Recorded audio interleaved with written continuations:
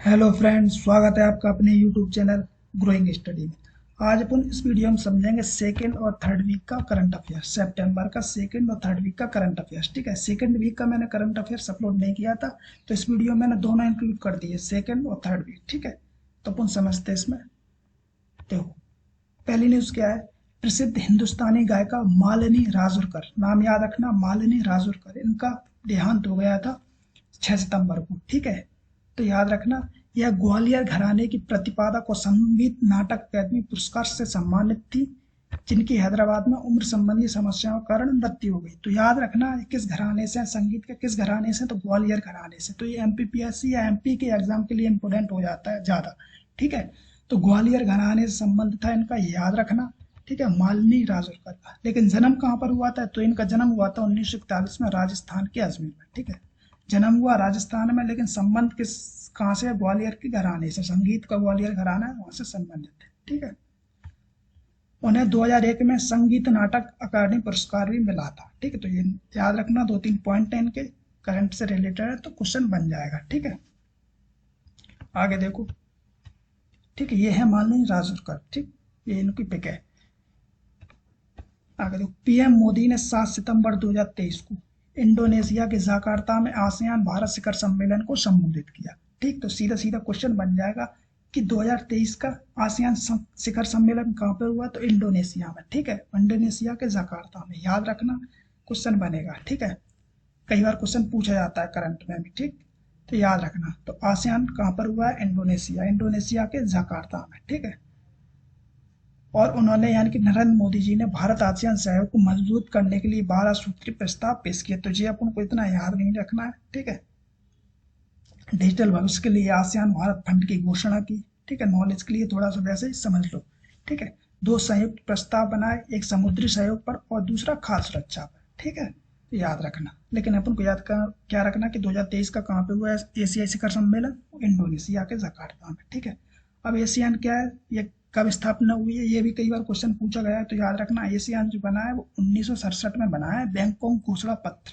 ठीक है, घोषणा पत्र था बैंकॉक का, तो उस पर संस्थापक राष्ट्रों द्वारा हस्ताक्षर करने के साथ ही आसियान की स्थापना हुई थी। ठीक है, तो याद रखना, तो ये सन याद रखना। ठीक है, 1967 में आसियान की स्थापना हुई। कई बार फैक्चुअली क्वेश्चन पूछा गया, सीधा सीधा एमपीपीएससी में भी पूछा गया है। ठीक है, तो याद रखना, इसका फुल फॉर्म क्या होता है, association of south east Asian nation. ठीक है, ये इसका फुल फॉर्म होता है। तो ये भी कई बार पूछा गया फुल फॉर्म भी इसका। दक्षिण पूर्वी एशियाई देशों का संगठन है ये। ठीक है, हिंदी में बोलते हैं दक्षिण पूर्वी एशियाई देश, उनका संगठन है, और एक क्षेत्रीय संगठन है। ठीक है, कोई वैश्विक संगठन नहीं है, एक क्षेत्रीय। ठीक है, रीजनल बोल सकते हैं।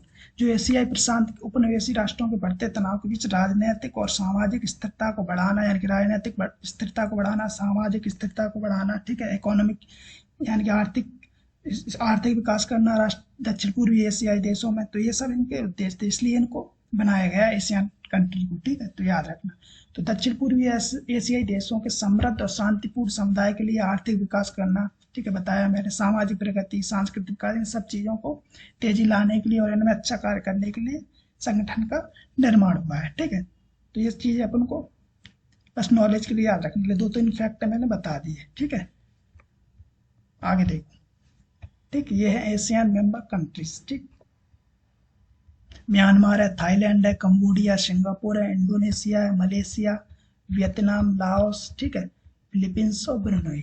तो याद रखना कि इंडिया का सदस्य नहीं, ये याद रखना, सीधा क्वेश्चन बन जाएगा। क्या इंडिया एशियन कंट्री का सदस्य नहीं, क्योंकि अपना जो इंडिया है वो साउथ एशियन कंट्री में। ठीक है, ये क्या है, साउथ ईस्ट है। ठीक है, देखिए साउथ ईस्ट में नहीं है अपना इंडिया, साउथ में।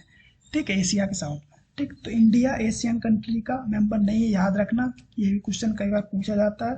ठीक, इसमें भाग लिया है इंडोनेशिया में जाकर नरेंद्र मोदी ने भारत की तरफ से, इसका मतलब ये नहीं कि उसके सदस्य। ठीक है, तो याद रखना, क्यों गेस्ट के रूप में भी जाते हैं, जैसे अभी G20 हुआ है तो गेस्ट के रूप में कंट्रीज आए थे, बांग्लादेश वगैरह, लेकिन वो मेंबर तो है नहीं G20 के, ऐसे ही। ठीक है, तो याद रखना, ये है लोकेशन, जो भारत है, जो भारत इसका हिस्सा नहीं है, याद रखना। और ये पूरा एरिया एशियन का है। ठीक है, ये कंट्रीज। ठीक, याद रखना, आगे देखो। वरुण अभ्यास 2023 का 21वां संस्करण। ठीक है, इसका दूसरा चरण अरब सागर में आयोजित किया गया। तो अपन को क्या याद रखना, वरुण अभ्यास किन दो देशों के बीच है, तो वो भारत और फ्रांस के बीच है, ये याद रखना। ठीक है, ये याद रखना, यहीं से सीधा क्वेश्चन बन जाएगा। वरुण अभ्यास किन दो देशों के बीच है, तो भारत और फ्रांस। ठीक है, कैसा है ये भी पूछा जा सकता है, नौसैनिक अभ्यास है। ठीक है, वरुण नौसैनिक, ठीक है, नेवी का एक्सरसाइज है। आगे देखो, वरुण अभ्यास का पहला चरण, ये अपन को चरण याद नहीं रखने। ठीक है, ठीक। भारतीय और फ्रांसी नौसेना के बीच द्विपक्षीय नौसैनिक अभ्यास 1993 में शुरू हुआ था। ये 1993 से चल रहा है वरुण अभ्यास। ठीक है, बाद में 2001 में से वरुण नाम दे दिया गया। ठीक है, 2001 में से नाम मिला है वरुण एक्सरसाइज। ठीक, पहले से भारत और फ्रांस नौसेना के बीच द्विपक्षीय नौसैनिक अभ्यास के नाम से जाना जाता था। आगे देखो, आगे क्या है, जापान ने 7 सितंबर 2023 को स्लिम मून लैंडर लॉन्च किया है। ठीक है, तो याद रखना, क्योंकि मून पे रूस ने भी भेजा था। इंडिया का चंद्रयान 3 सक्सेसफुल रहा है। ठीक, तो ये 3 करंट में है, तो याद रखना कहीं से भी क्वेश्चन बन सकता है। ठीक है, एक एक महीने का अंतर है इन तीनों में।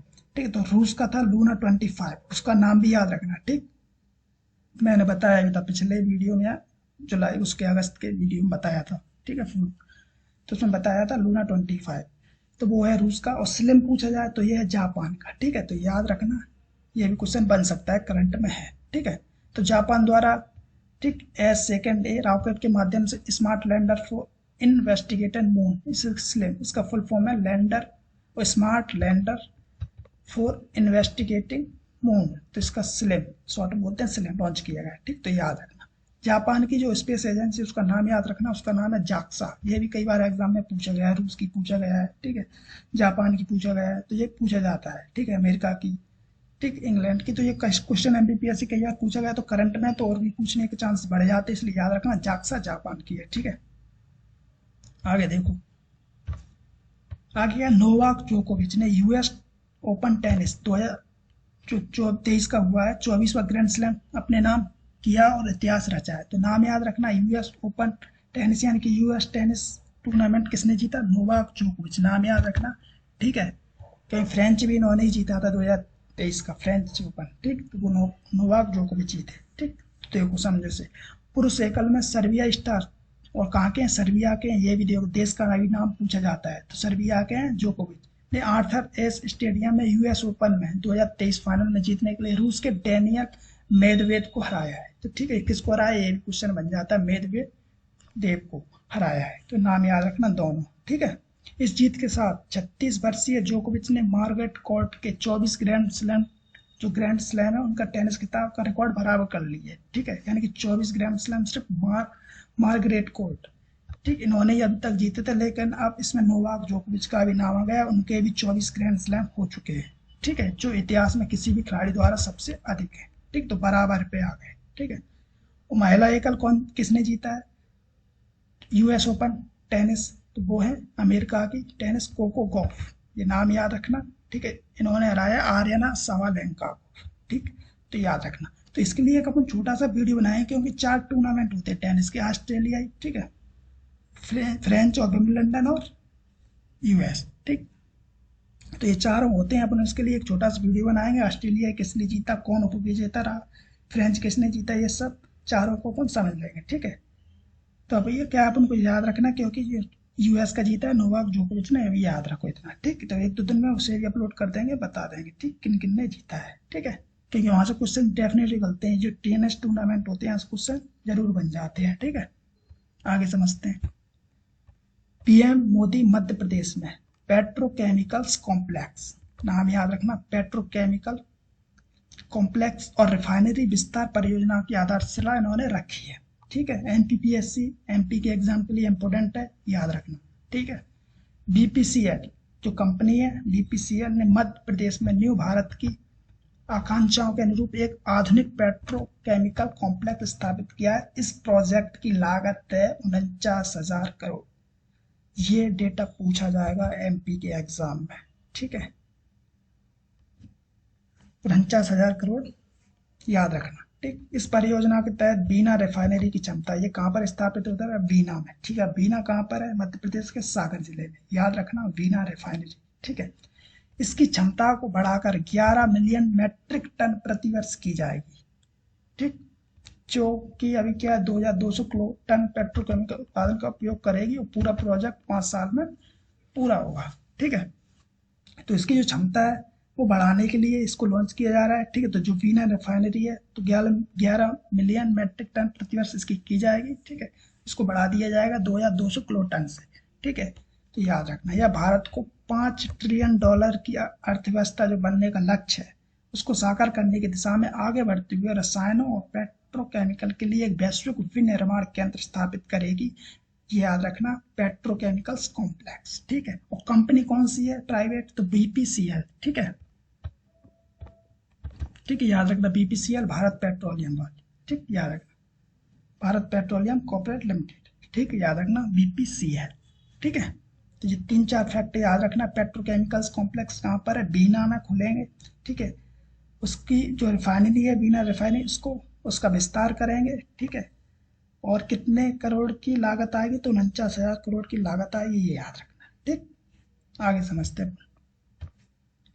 भारतीय सेना के पूर्व सैनिकों और शहीदों के परिजनों के कल्याण के लिए प्रोजेक्ट नमन लॉन्च किया गया है। ठीक है, तो अपन को इसमें याद ये रखना है कि प्रोजेक्ट नमन किससे रिलेटेड है, तो भारतीय सेना से रिलेटेड। और सेनाओं में क्या, जो पूर्व सैनिक और शहीद लोग हो चुके हैं। ठीक है, पूर्व सैनिकों और शहीदों के परिजनों को, उनके परिवारजनों को, उनके कल्याण के लिए प्रोजेक्ट नमन लॉन्च किया गया है। तो ये सीधा सीधा बन जाएगा क्वेश्चन। ठीक है, प्रोजेक्ट नमन क्या है, तो प्रोजेक्ट नमन के तहत दिग्गजों और जवान गंवाने वाले कर्मियों के परिजनों के लिए शिकायत निवारण केंद्र स्थापित किया जाएगा। ठीक है, उनकी शिकायत निवारण के लिए केंद्र स्थापित किया जाए प्रोजेक्ट नमन के तहत। ठीक, ऐसा पहला केंद्र जल्दी दिल्ली की छावनी में स्थापित किया जाएगा, दिल्ली में सबसे पहला खोला जाएगा। ठीक है, भारतीय सेना के दिग्गज निदेशालय और एचडीएफसी बैंक लिमिटेड। ठीक है, तो याद रखना कौन कौन, एचडीएफसी बैंक और सीएसई गवर्नेंस इंडिया लिमिटेड, इन दोनों लोग मिलकर क्या प्रोजेक्ट नमन स्टार्ट करेंगे। तो ये भी क्वेश्चन पूछा जा सकता है, प्रोजेक्ट नमन में कौन दो है, तो एचडीएफसी बैंक और ई गवर्नेंस इंडिया लिमिटेड। तो याद रखना ये दोनों चीजें। ठीक है, आगे समझते हैं। आगे क्या है, विराट कोहली ने सबसे 13,000 वनडे मतलब सबसे तेज 13,000 वनडे रन बनाने का रिकॉर्ड स्थापित किया है। ठीक है, तो अभी तक क्या सबसे तेज जो 13,000 रन बनाने का रिकॉर्ड है वो विराट कोहली के ही नाम है। ठीक है, तो विराट कोहली ने वनडे में सबसे तेज 13,000 रन बनाए। तो याद रखना क्वेश्चन करंट से तो पूछा जाता है। ठीक है, और सचिन तेंदुलकर 381 जो उनका था उनका रिकॉर्ड तोड़ा। ठीक है, तो याद रखना इन्होंने क्या है, सचिन तेंदुलकर ने 381 पारी में बनाया था ये रिकॉर्ड, लेकिन इनका काफी कम पारियां हैं। ठीक है, लगभग 275 या 279 ऐसा ही कुछ है, मुझे याद नहीं है, बट ऐसा ही कुछ है। ठीक है, तो विराट कोहली ने वनडे में सबसे तेज 13,000 रन बनाए, सचिन तेंदुलकर ने बनाए थे, लेकिन उनकी पारियां थी 321, तो उनसे काफी कम पारियों में बना, इसलिए ये सबसे तेज बन गए। ठीक है, तो एशिया कप में जो 2023 में भारत पाकिस्तान के बीच कोलंबो मैच हुआ उसमें ये उन्होंने उपलब्धि हासिल की है। ठीक है, तो एशिया कप क्या है, इसको आगे ही है, इसमें अपन समझेंगे एशिया कप के बारे में। ठीक है, इंपोर्टेंट फैक्ट कुछ। ठीक, तो ये बस अपन को इतना याद रखना। तो सचिन तेंदुलकर है। ठीक, फिर उनके बाद थे कुमार संगकारा, फिर रिकी पॉन्टिंग। ठीक, तो ये लोग थे। ठीक, इन्होंने 13,000 आंकड़े तो पार किए, लेकिन जो सबसे तेज है वो विराट कोहली के नाम। ठीक, 13,000 ही क्यों, 8,000, 9,000, 10,000, 11,000, 12,000 सबसे तेज विराट कोहली ने बनाए। ठीक है, याद रखना। आगे देखो, 17 सितंबर को पीएम मोदी द्वारा विश्वकर्मा योजना लॉन्च की गई। मैंने ये विश्वकर्मा अगस्त का जो सेकेंडरी का करंट अफेयर्स था, 15 अगस्त को जब घोषणा हुई थी इस योजना की, उसके बारे में मैंने इसको और अच्छे से डिटेल में समझाया था। ठीक है, तो वो देख लेना, उसमें अच्छे से और समझाया, तो याद रखना। तो विश्वकर्मा अब क्या लॉन्च हो गई, वहाँ उस टाइम पे क्या इन्होंने घोषणा की थी। ठीक है, तो याद रखना विश्वकर्मा 17 सितंबर 2023। कारीगरों के केंद्र की नई योजना है पीएम विश्वकर्मा, औपचारिक रूप से विश्वकर्मा जयंती के अवसर पर ही शुरू की गई। ठीक है, इस योजना को लेकर मैंने बताया पीएम मोदी ने स्वतंत्रता दिवस पर किया था, और आर्थिक मामलों की कैबिनेट समिति ने हाल ही में इस योजना के लिए 13,000 करोड़, तो ये डेटा याद रखना। तो पीएम विश्वकर्मा योजना के लिए कितना जो बजट है, यानी कितने रुपए है, तो 13,000 करोड़। ठीक है, तो ये याद रखना, ये डेटा 13,000 करोड़। यह योजना पारंपरिक शिल्पकारों के लिए है। ठीक है, और कारीगरों के लिए है, 2023-24 से 2027 5 वर्ष तक के लिए। ठीक, 5 वित्तीय वर्षों के लिए उपलब्ध होगी। ठीक, तो इसको डिटेल में मैंने समझा दिया, उसे देख लेना। ठीक है, उसी सेकंड वीक है, अगस्त का सेकंड वीक करंट अफेयर उसमें है। ठीक है, इस योजना का फोकस कारीगरों और शिल्पकारों को आर्थिक रूप से उनका समर्थन देना, ठीक है, उनका आर्थिक इकोनॉमी बढ़ाना, ये इनका उद्देश्य है। किनके लिए? छोटे छोटे कारीगर शिल्पकार होते हैं उन लोगों के लिए। ठीक है, स्थानीय उत्पादक कला शिल्प जैसे मैंने बताया था, ठीक है, जैसे कार्य जैसे बढ़ई होते हैं, ठीक है, कुमार होते हैं, ये सब लोगों के लिए। ठीक है, जो माध्यम से, ठीक है, शिल्प के माध्यम से सदियों पुरानी परंपरा संस्कृति और विविध विरासत को जीवित और समृद्ध रखना है। ठीक है, तो ये इसका उद्देश्य है। तो याद रखना पीएम विश्वकर्मा योजना। आगे देखो, आगे क्या है, यूनेस्को ने शांति निकेतन को अपनी विश्व धरोहर सूची में शामिल किया। तो याद रखना विश्व धरोहर में कौन हुआ है? शांति निकेतन। ठीक है, एक और हुआ है तो वो अपन आगे स्लाइड में समझेंगे। तो यूनेस्को ने शांति निकेतन को, ठीक है, आप शांति निकेतन क्या इसके बारे में थोड़ा समझ लो। शांति निकेतन की स्थापना 1913 में नोबेल पुरस्कार विजेता रविन्द्रनाथ टैगोर के पिता महर्षि देवेंद्रनाथ टैगोर ने की थी। पहले ये आश्रम था। ठीक है, जो इनके पिता थे रविन्द्रनाथ टैगोर के, देवेंद्रनाथ टैगोर, एक आश्रम था शांति निकेतन। ठीक है, ठीक, तो याद रखना शांति निकेतन कहाँ पर? पश्चिम बंगाल में। और उस कौन सा जिला है? बीरभूम जिला में। ठीक है, तो शांति निकेतन में विश्व भारती बंगाल का एकमात्र केंद्रीय विश्वविद्यालय जो शांति निकेतन है, उसी में एक विश्व भारती है, वो क्या है? केंद्रीय विद्यालय। ये बंगाल का एकमात्र केंद्रीय विद्यालय है। ठीक है, केंद्रीय विश्वविद्यालय। ठीक है, और इसके जो कुलपति हैं वो प्रधानमंत्री है। ठीक, तो याद रखना, तो विश्व भारती है वो एक केंद्रीय विश्वविद्यालय भी है। ठीक है, तो 1921 में शांति निकेतन विश्वविद्यालय विश्व भारती स्थापित किया। तो ये भी अब करंट से रिलेटेड है, तो ये भी पूछा जा सकता है। विश्व भारती विश्वविद्यालय जो बना है कब बना था? तो 1921 में बना था। ठीक, याद रखना। ठीक है, तो यहाँ से ये क्वेश्चन बन जाएंगे। ठीक, यूनेस्को कौन से नंबर का? ये भी याद रखना, ये है 41वें नंबर का। ठीक है, यूनेस्को में ऐड होने वाला 41वें नंबर का है शांति निकेतन। ठीक है, याद रखना। इससे इतने ही क्वेश्चन बन जाएंगे, इतने इफेक्ट से क्वेश्चन बन जाएंगे। ठीक है, और देख लो, ये मैंने बताया 41वां यूनेस्को है, विश्व धरोहर स्थल बन गया है। ठीक, और सुंदरवन राष्ट्रीय उद्यान और दार्जिलिंग माउंटेन रेलवे, तो ये क्या है? दो पश्चिम बंगाल के हैं विश्व धरोहर। अब ये तीसरा बन गया है शांति निकेतन। ठीक है, तो ये भी याद रखना। पिछले साल, ठीक, यानी कि 2022 में पश्चिम बंगाल की दुर्गा पूजा को यूनेस्को की वर्ल्ड हेरिटेज साइट में नहीं, यूनेस्को की मानवता की अमूर्त सांस्कृतिक विरासत में रखा गया है। ठीक है, ये भी यूनेस्को की होती है। ठीक है, जो कल्चरल होते हैं, ठीक है, जो त्योहार होते हैं उसमें बोला जाता है, उसे बोलते हैं मानवता अमूर्त सांस्कृतिक विरासत। ठीक है, इंटेंजिबल, इंटेंजिबल कल्चरल हेरिटेज, ठीक है, इंग्लिश में बोलते हैं। तो अमूर्त सांस्कृतिक विरासत में रखा गया। तो दुर्गा पूजा को 2022 में, ये भी याद रखना है, ये भी क्वेश्चन बन जाएगा। ठीक है, लेकिन 2022 का ये भी करंट से ही हो जाएगा कनेक्ट। ठीक, याद रखना। आगे देखो, ये है 42 का, मैंने बताया था दो ऐड हुए, तो एक है शांति निकेतन और दूसरा है कर्नाटक का होयसाला मंदिर। ठीक है, ये 42वें नंबर का है। ठीक, तो याद रखना कहाँ पर है? कर्नाटक। अब होयसाला मंदिर के बारे में थोड़ा सा अपन समझ लेते हैं। ठीक है, इसे हेलीविडु मंदिर के नाम से भी जाना जाता है, तो इसका दूसरा नाम है हेलीविडु। ठीक है, इसका निर्माण करवाया गया था 12 और 13वीं शताब्दी में होयसाल राजाओं द्वारा, जो कर्नाटक में होयसाल राजवंश रहा करता है, उनके द्वारा इन मंदिरों का निर्माण कराया गया था। ठीक है, ये मंदिर शिव और विष्णु को समर्पित है, ये याद रखना। होयसाल मंदिर मेनली किसके लिए? शिव और विष्णु के लिए। तो ये भी क्वेश्चन बन जाएगा। लेकिन ठीक है, इसमें वैष्णववाद और शक्तिवाद के विषयों के साथ साथ जैन धर्म के भी चित्र मिलते हैं, मतलब जैन धर्म इसमें शामिल है। ठीक है, तो याद रखना शिव और विष्णु मेनली, अगर जैन धर्म भी आता है ऑप्शन में तो तीनों को मिला के तो जैन धर्म में हो जाएगा। तो विष्णु और बौद्ध धर्म से इसका कोई संबंध नहीं है। ठीक है, याद रखना शिव और विष्णु को समर्पित। होयसाल मंदिर की जो वास्तुकला है, ये भी क्वेश्चन बन जाएगा, वो बेसर शैली की है। ठीक है, ये क्वेश्चन पूछा जाएगा आर्ट एंड कल्चर में। ठीक, याद रखना होयसाल मंदिर की जो वास्तुकला है, आर्किटेक्ट, वो है बेसर शैली। बेसर शैली क्या होती है? जिसमें क्या, जो द्रविड़ शैली और नागर शैली, उन दोनों को मिक्स करके, ठीक, हाइब्रिड करके बनाया जाता है, तो वो होती है बेसर शैली। ठीक है, तो बेसर शैली क्या होती है? द्रविड़ शैली और नागर शैलियों को बीच की जो होती है, उनको मिला के जो बनती है, वो होती है बेसर शैली। ठीक है, दोनों का मिक्सर बोल सकते हैं, दोनों को उसमें छवि दिखाई जाए। ठीक है, वो होती है बेसर शैली। ठीक, तो याद रखना। तो 41वां हो गया शांति निकेतन, 42वां हो गया होयसाला मंदिर कर्नाटक का। आगे देखो, सिम्बैक्स 2023 में हिस्सा लेने के लिए भारतीय नौसेना के जहाज सिंगापुर पहुंचे। पहुंचे। तो सीधा सीधा पहले याद रखना सिम्बैक्स, ठीक है। तो सिम्बैक्स किन दो देशों के बीच की एक्सरसाइज है? तो इंडिया और सिंगापुर, ठीक। पहले तो ये, और किसकी है? तो भारतीय नौसेनाओं की, ठीक है। जैसे बरोड़ मैंने बताया था फ्रांस की और इंडिया की, ठीक है।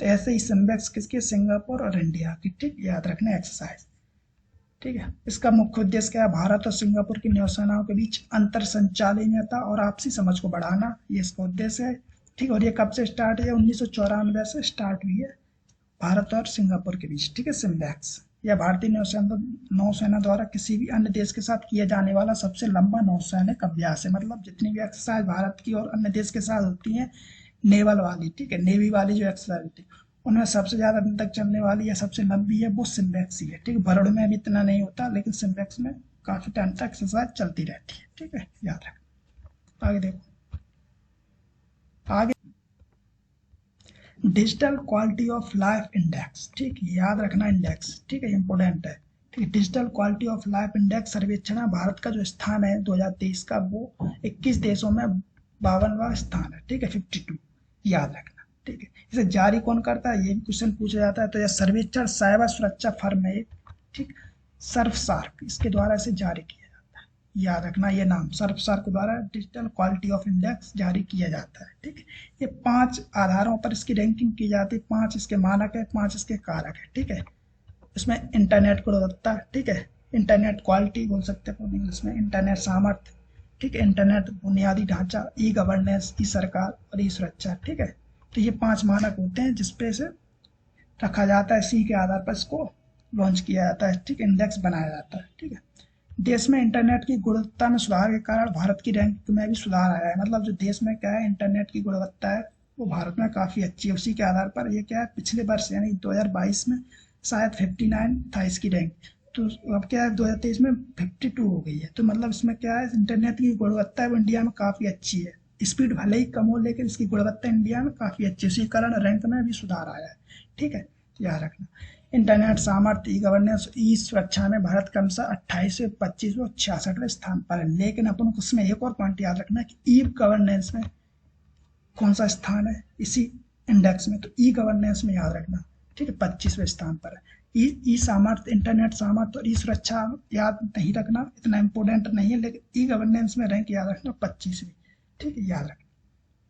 सर्वेक्षण में सिंगापुर और सऊदी अरब को शीर्ष स्थान पर रखा गया है, ठीक है। इसमें जो शीर्ष पे आए हैं सिंगापुर है पहला, फिर सऊदी अरब है, ठीक है। तो ये भी याद रख लेना, ठीक है। फर्स्ट तो याद रखना ही सिंगापुर और सऊदी अरब में औसत इंटरनेट गति 300 Mbps और 310 Mbps है, ठीक। तो इनकी स्पीड ज़्यादा, इसके कारण इनको फर्स्ट पर रखा गया है, ठीक है।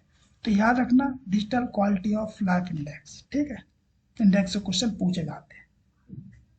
आगे देखो, भारत ने 17 सितंबर को एशिया कप 2023 का खिताब जीता, ठीक है। तो एशिया कप हुआ है, याद रखना 2023 का, ठीक। तो किसने जीता? भारत ने, ठीक है। किसको हराया? श्रीलंका को, समझते हैं। तो भारत ने कोलंबो में, तो याद रखना कहाँ पे हुआ है फाइनल? कोलंबो में, ठीक है, श्रीलंका में। कोलंबो में हुआ है, श्रीलंका को 10 विकेट से हराया, एशिया कप 2023 का खिताब जीता भारत ने। यह भारत का 8वां था, ठीक है।